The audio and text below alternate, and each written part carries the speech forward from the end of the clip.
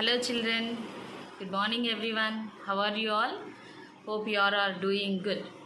So in the previous video we have learnt about how the cells work and how they function, tissues, introduction about the tissues. So today I want to discuss about the 4 types of tissues which I have discussed with you in the previous video. Right, for the first type of tissue is epithelial tissue. Let me show you the pic of a tissue, how it will be. Tissues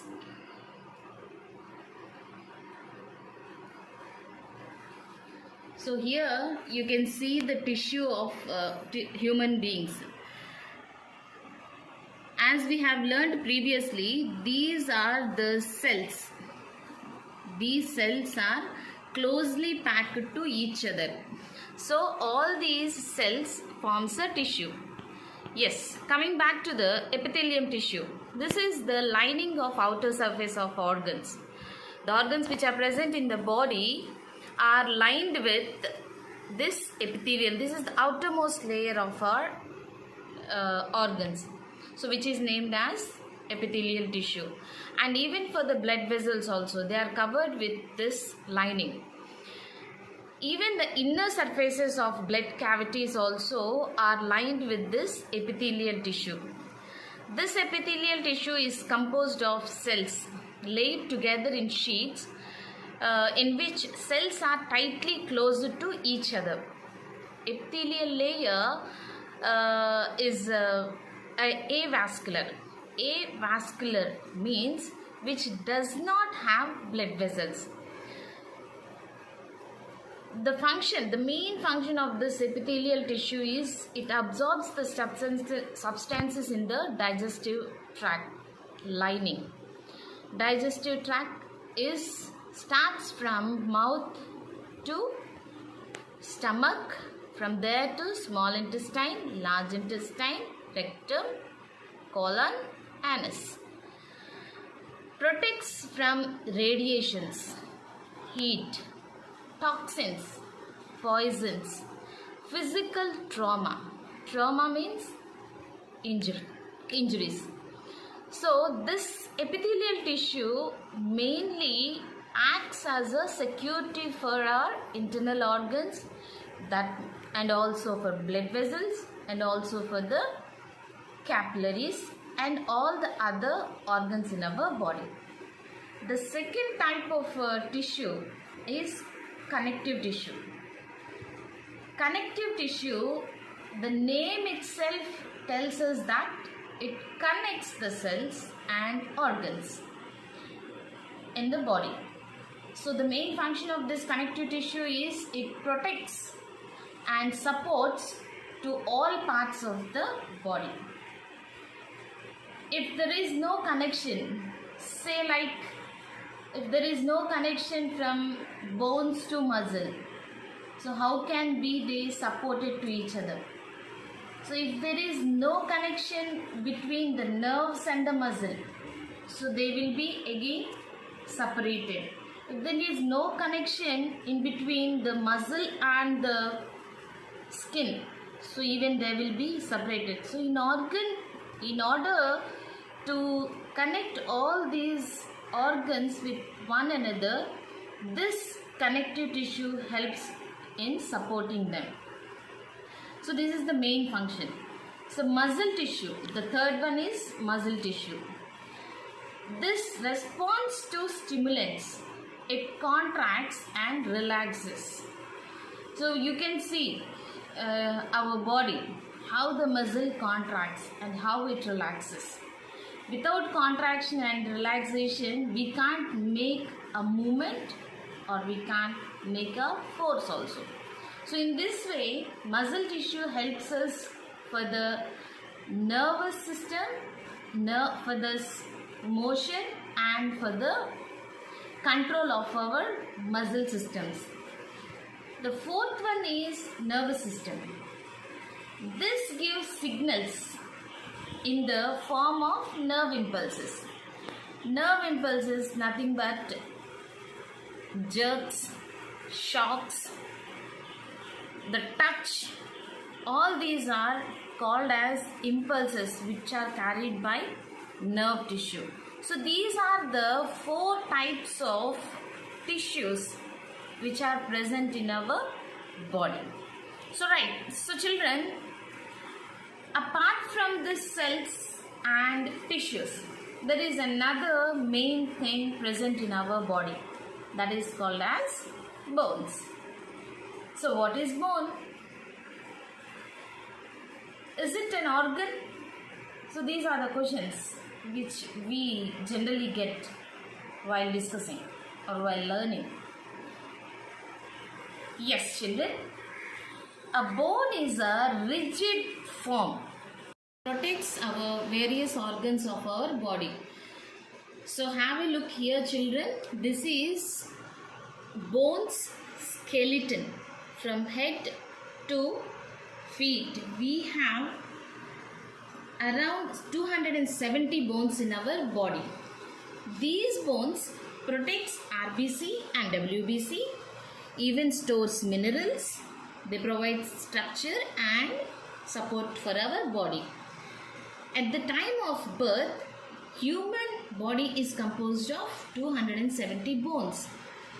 These slowly decreases to around 206 bones by the age of adulthood. So how exciting! Where are the rest of the bones then? So by the age of adulthood, some bones get fused together, and another interesting thing is there are 5 types of bones. First one is flat bone, second is long bone, third is short bone, fourth is irregular bone, fifth one is sesamoid bone. All these 206 bones have their names also. So I'll come across with all these names, each and every one according to the topic wise, because giving all those names for 206 bones is little bit harder task. So for now, some examples are like, take our hand from shoulder to wrist. I'll show you how the bones are arranged in from shoulder to wrist. So starting from the shoulder, this is the shoulder bone. So if we start from here, this bone, the longest one and single bone, is called as humerus. This is called the elbow. From elbow to wrist, we can see 2 types of bones here again. The one is ulna and the second one is radius. These are the 3 bones from shoulder to wrist. Again from wrist, we have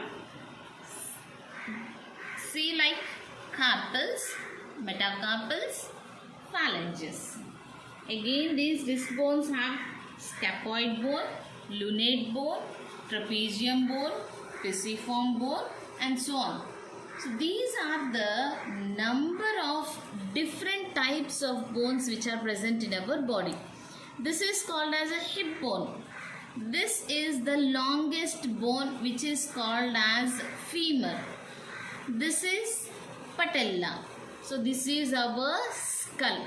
So here we can see all the 206 bones starting from head to our feet. This is about bones. Next, what is important in our human body? That is muscles. What is muscles? Muscle is an important part of our body, as we have seen till now, like cells, tissues, bones. So even this plays a major role in our human body. This is a soft tissue which contains proteins, filaments. The muscle produces contraction and relaxation, as I have told you earlier while discussing about the muscle tissue. The main function of muscles is to produce force and motion. So this is the picture of muscles, children. This is mainly characterized by 3 types of muscles in our body. First one is skeletal muscle, second is cardiac muscle, third one is Smooth muscle. First, skeletal muscle moves bones and other structures of our body. So smooth muscles, without smooth muscle we can't move. So these muscles, along with the help of their tissues and cells present in the body, moves the organs. If we want to move our hand, the muscle helps to move. Which type of muscle? Smooth muscle. If you want to move from one place to another place, if you want to go, if you want to stand or sit, so all these are coordinated with each other with the help of smooth muscles. Second is cardiac muscle. Cardiac muscle, the word itself says that it is related to heart. So cardiac muscle helps to contraction and relaxation of the heart muscles. How the heart pumps the blood, how this blood is carried to all parts of the body. So with the help of this cardiac muscle, the heart contracts and relaxes. And the third one is smooth muscle. It makes all the organs to coordinate with each other, relatively connected to each other. So muscle development builds up by all these muscles are developed by the nutrients which are taking in our daily life. Go. Nutrients are nothing but the food which we intake in our daily life. Means either it may be in the form of rice, dals, chapatis, vegetables, fruits, leafy vegetables, whatever you are taking in the form of junk foods, oils, all these are considered as the nutrients. That means simply we can say that nutrients are nothing but the food which we are taking. So children, I think today's class you have enjoyed and understood. For the next class, I'll come with you with the basics of nutrients, how nutrients are useful for our body, how they develop our body. So keep following us and be safe, be happy. Thank you.